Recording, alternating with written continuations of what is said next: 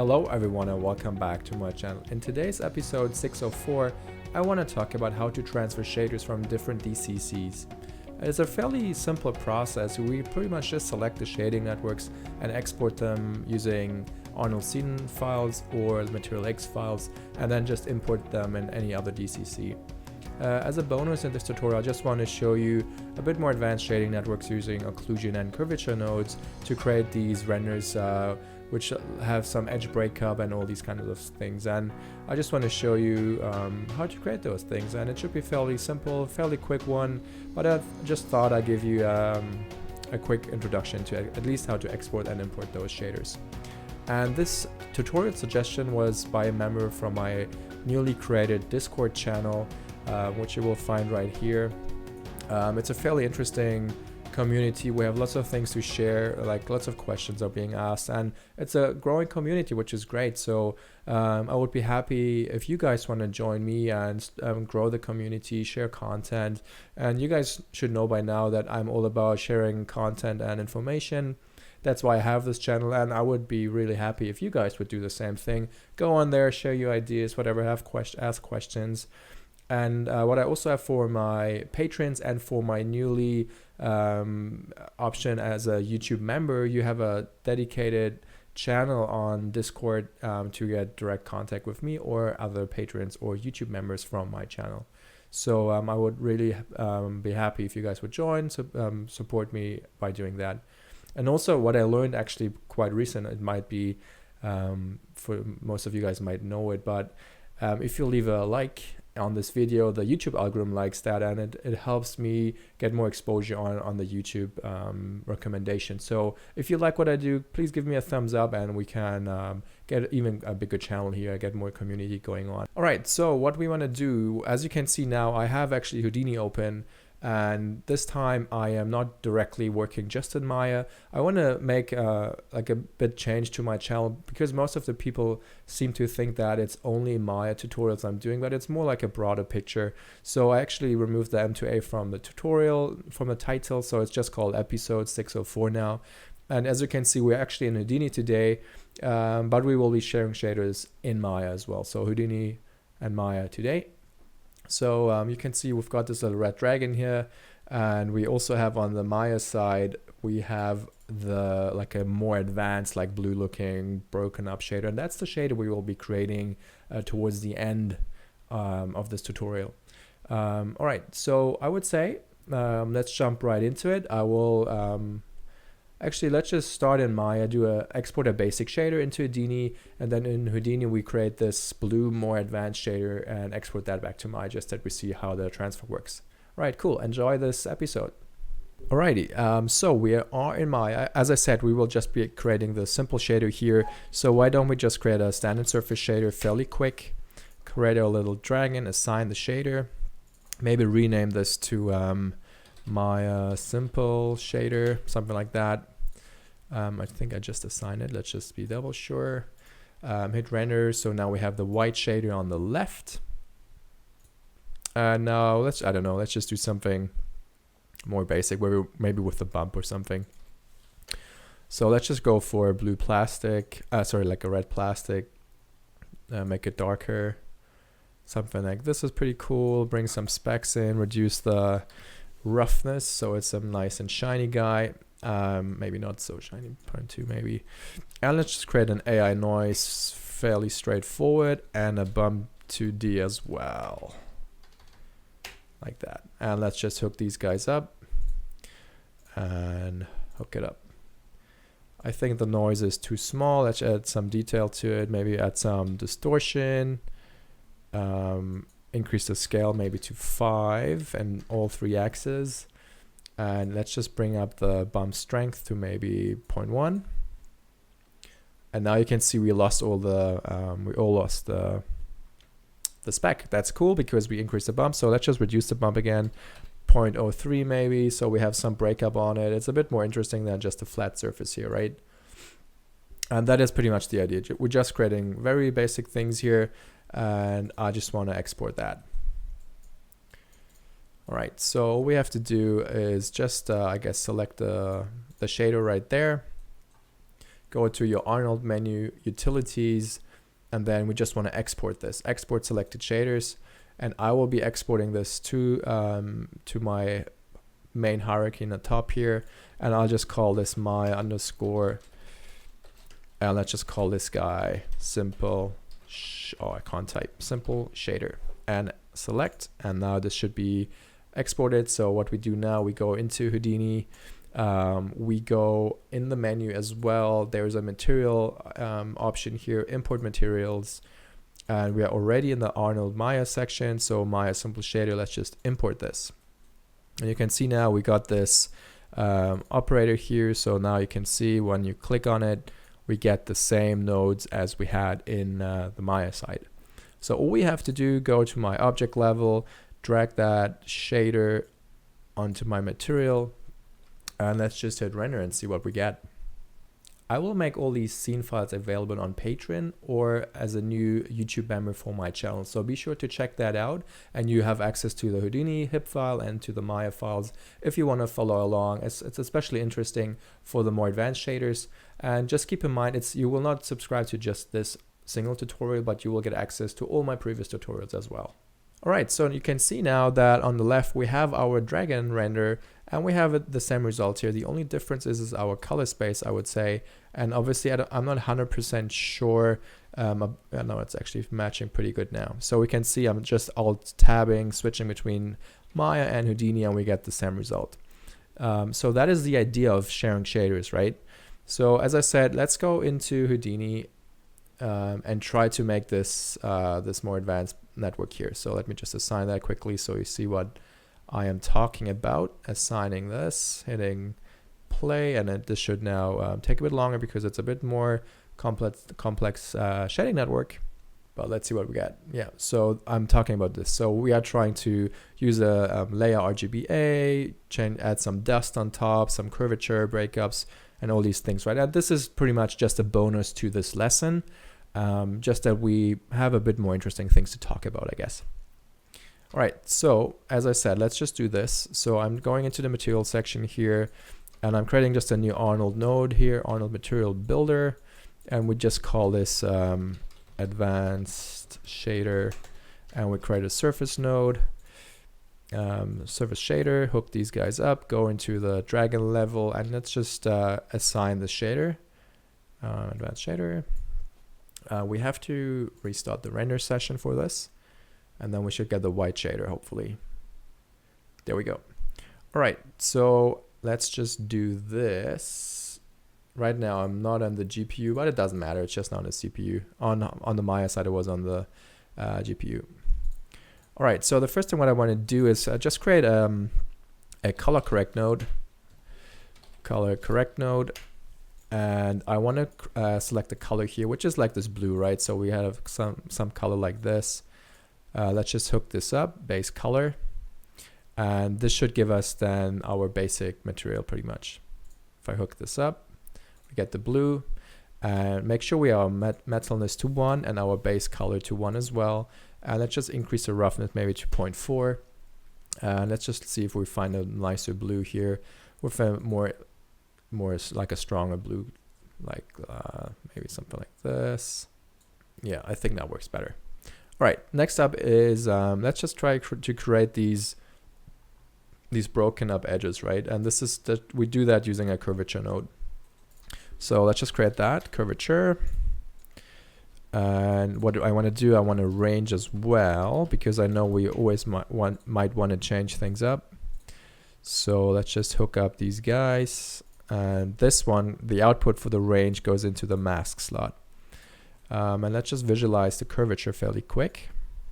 This is what it looks like.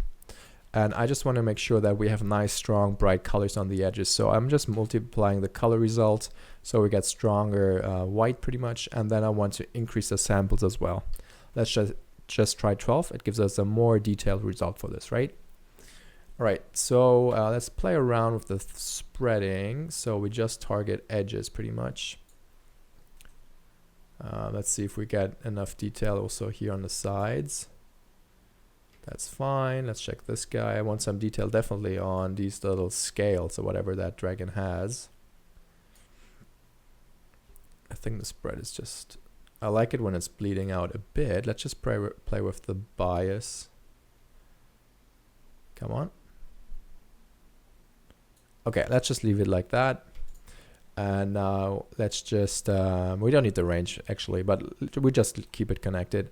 And let's just hook up the shader again. And now we should have some, oh, actually didn't change it here. So in the color correct now because we have a nice working mask, we can just go in the color correct and just desaturate the blue. And the blue will only be desaturated in the curvature regions, which were previously set to white. So now by changing this, you can now see we get some nice breakup on the edges. It's fairly straightforward stuff, I guess. Next up, what I like to do is create some occlusion based, what do we want to do? Dust. Let's just do occlusion based dust on top here. All right, and obviously I guess we create an occlusion node, occlusion like that.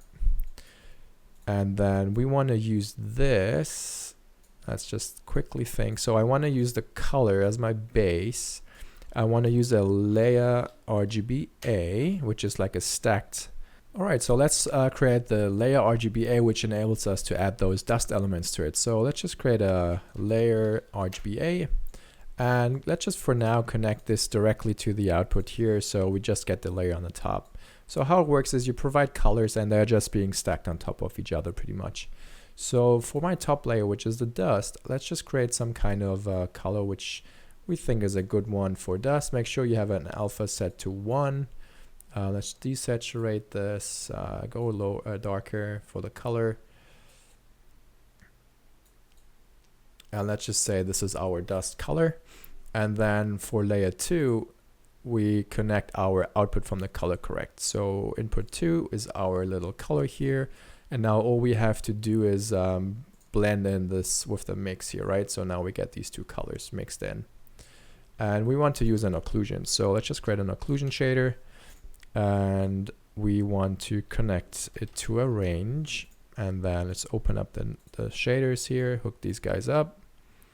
And the range, we want to connect the out red to mix 1. So now you can see what we're getting. So this is now occluded. We just want to invert the occlusion, so we can just swap these colors out fairly quick by just making the bottom one white and the top one black. And now you can see whatever is occluded gets the dust shader, right?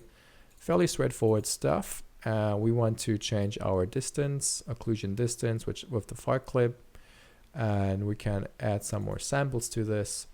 And in the range, for instance, we can now play with the value. So let's just see what the minimum does. We should get actually more. We need to lower this guy. Yeah, we have to lower the input max to get some dust going on. Make sure you have smooth stepping on, which is pretty much a clamp function or like a smooth clamp. So I think this works fairly well. So whatever is in the mouth region pretty much is now dusty. And what I also like to do, just adding a bit more, like always, obviously always try to add a bit more things, but let's just try this as well. I just thought I'd quickly explain what I want to do. So there's a node called AI state vector, which actually reads details or data from the geometry of your input object. And by that, I want to extract the normal, the geometry normal of that. And based on the RGB and RGB components, I'm just taking the green component, which is pretty much the y-axis of that object. And by using that, I can kind of mimic whatever is on the top of the object to have some kind of different color. So what I want to do is like pretty much like a snow shader or a dust shader. When stuff is falling on the top, you can pretty much see that. And I just want to quickly connect that up. All right, so creating the state vector like this, and I can actually maybe show you what it looks like if I just hook up the output. So let's see if it does actually work. If I go to our normal, you want to use the NG geometric normal. It might be because it's confusing with the vector here. Yeah, so it doesn't display it properly. But in any ways, we just want to extract the green channel from this and pretty much connect it to our range, so we get some nice y-directional outputs. So this is currently our map, which is causing the dust to be in those crevices. So let's just, what can we do? We want to add color, right? So let's just create an add value here. And we want to make sure that we add these two colors together. Is add the right thing? Yeah, I think add is the right thing. So let's just use in range again. And let's just see. Maybe we can actually get an output if I do this. Yeah, all right, cool. So now I just connected it to a range, and then we can see. And I would just want to grab the green channel. I'm not even sure how to do that. Is it 1, 2, 3? I guess. Yeah, so you can see the green is only from the top. So I just want to use that and add these values to the other shader. But I want to adjust it, so I want to have only the tip. So I can just bring up the input min. So you can see now we're only really targeting only the top bits. So only the top is white and the rest should be black. Make sure you have smooth step on to clamp it. And all we have to do now is add these two numbers together. And just to be safe, we create a clamp afterwards and hook these guys up as well. Input in here. And then let's see, we did all this, and then the output red. Oh no, sorry, is it correct? Range goes in here, so this is still blue. We adding, so this is not right. We would need to convert the range, which is a color, to a float. I thought there was a converter. Let's see, float to RGB to float. Yeah, so we want that. We want RGB. Let's just think, yeah, it doesn't work properly because we only want to extract the green channel, right? In here, we want to have the green, and then we want to connect that up here. And I hope this works. Let's just see the result quickly for this. I think it did work. We have the white tips on the top now. So if I disable the add, does disabling work in here? I don't think it does work. Maybe not for Arnold render, or doesn't update, but it seems to be fine. We get the white on the tops here. So let's just hook this up in either case. We want let's just pick the green. It doesn't matter. We can pick the red now. And just connect this up to the mix now. And let's just see what the result looks like for this. Occlusion add clamp, which is the mix. I'm not sure. Oh, because we have this, we need to go back to C. So now we have some kind of dust here, right? If we didn't do the add and we just would use this directly, we don't have the stuff on here, right? So with our little dust little trick, we get now some kind of coating on the top. And if it's not too noticeable, we can bring that down so we get a bit more. You can see now if it's pretty much off, you don't see it. If I bring it down, the more we get on the sphere here and on his head and everything. So this is pretty much the trick for that. And let's just see, let's just render actually the result quickly. RGBA to base color shader, and let's just see what we get now. We can see now that the dust is working very nicely. The only thing what we still need to do is change the roughness values and also change the metalness. The good thing is we provided or created the masks already. So we just plug them quickly in and then we should see a better result. All right, so what I said, we have it looks like very chromy here. And the reason is because our shader is still fully set to metalness. So all we have to do is use our output here, and plug this into the metalness slot. And then right now, again, it's inverted. So you can see the blue is now working nicely as a plastic shader, but our dust is now still metallic. So again, we just need to, I'm not even sure if there's an invert node. I don't think so. So we just subtract again. So all we have to do is do 1 minus again, hook this up, and then we use this instead and make sure that our top value is 1. So now we see that the metal now is the metalness value, or the dust is now to 0, and where it should be metal, it's 1. So we get this. One thing to still change is the specular roughness, right? Right now it's not what we want. For this, we can just, what can we do? We can use a range. Yeah, let's just use a range for that. Like this. We input it here. Input, and we want the output to visualize the output quickly. Right now, dust is white, metal is 1 pretty much, and we just want to adjust our values slightly so we have a better range. We want to have the black values to be 0.2 maybe, and the white values should be 0.6. And if we are not mistaken, we should have this now set up. And if I visualize our render again, we should now have a more dusty feeling to, like more paper feeling to the dust sections. We can increase that a bit more, maybe 7.5, so it's even more dusty. And yeah, I think that is pretty cool. What we can do now is just add some little detail again to our overall material, and let's just create a fairly quick cell noise shader, create a bump shader, and hook these guys up. Red to bump map, vector out goes to our normal. Let's just visualize our cell noise quick. Oops, not displacement. So that's our cell noise, and we just want to maybe use alligator noise, add some depth to it, and what else? Amplitude is fine. Scale maybe 5, 5, and 5. So we have a lot smaller detail. And let's just again visualize this guy. Bump is the default is 1, so obviously everything is now super dry looking. So let's just reduce it so we get our shiny objects back. Let's just render the ball quick and slightly bring up our bump. And the cool thing is now the bump is actually also affecting the curvature. You can see now we got a lot more curvature going on just because our bump is affecting that as well. If you don't want that, or if you don't want the result to be so strong, what you just do is change the curvature a bit. I don't think we use the range, so we can just use the range now, which is cool. So that's our curvature. Actually, I think it has an option. No, it doesn't. Okay. So we can just make it a bit less aggressive, something more like this. And then let's just go back to the render. So now it's not that in your face, I guess. All right, so let's just see. It's fairly dusty. It's maybe a tad too much, but I think it does work.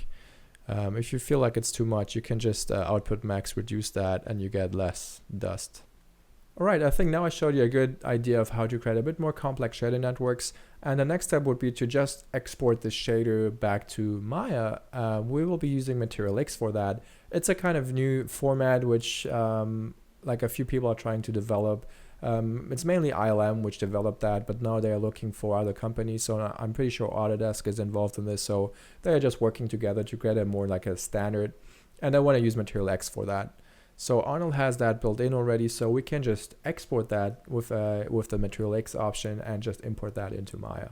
All right, so I would say we just export that. So what we do, we were inside the network. We just go up one level to the material section here. Just select the advanced shader, which you want to export. Go to Arnold menu, material, and export materials. And I just want to use this name here, Houdini _ advanced MTLX. Hit accept, and this will export that. So back in Maya, all we have to do now is, let's just head over there first. So this is our red plastic we had before. Just create a new tab in the Hypershade, it's called. Go to Arnold, Utilities, and Import Shaders. And then on the Maya section, change it to Material X file, Houdini Advanced, select that. And it takes a bit of time, and then it gets imported. So here we go. We get, I'm not sure actually where these nodes are coming from. It looks like there is some kind of import issues, but it's also, the state vector is also connected. So we need to see. It actually looks a bit interesting. I'm actually not sure what we will get. Let's see. Let's just assign this. And if this does not work, then we need to actually talk to the guys who are in charge for this conversion. So this is now hooked up, but it seems like it's working just as it's supposed to. I'm not sure what the two occlusion shaders here, which I found a bit interesting. Because I don't think I have two occlusion shaders. One occlusion here, Yeah, something is odd, like why it's like that, because there's one up here, one up there, one up there. Interesting. So yeah, it definitely does work. You can see we have the shaded network, and it's pretty much a one-to-one match. By the way, this is being run on the GPU here on the Maya side. So essentially, this is how you do that. So you transfer shaders like that. Cool, I hope this gave you a nice insight on how to actually transfer shaders and use them in different DCCs. And as I said before, this is applicable to any other application which uses Arnold. So you can do that in Cinema, you can do it in Max, Maya, Houdini, whatever you want to do. And it's pretty much the same process. And just to reiterate that my tutorials are like, at least I try to make them independent of any DCC, so you should be able to apply any kind of shading and look depth techniques I'm doing in any other DCC. Obviously, if it's more specific to what Maya can do or what Houdini can do using Solaris or whatever, it's a bit different. But essentially, if it's only focused on Arnold render nodes, you can do it in any DCC, right? Yeah, so I hope you enjoyed this more brief tutorial, I would say. And you learned something maybe from the more advanced shading networks. But essentially, this was about transferring shaders. I think it's a pretty straightforward process. And again, this was the tutorial idea was brought to me from a Discord member on my new channel. So be sure to check that out. The link is in the description below. So yeah, I just want to thank you guys for watching my video. If you like it, leave me a thumbs up, please. I would really appreciate that. And I will see you in my next tutorial. Thank you guys.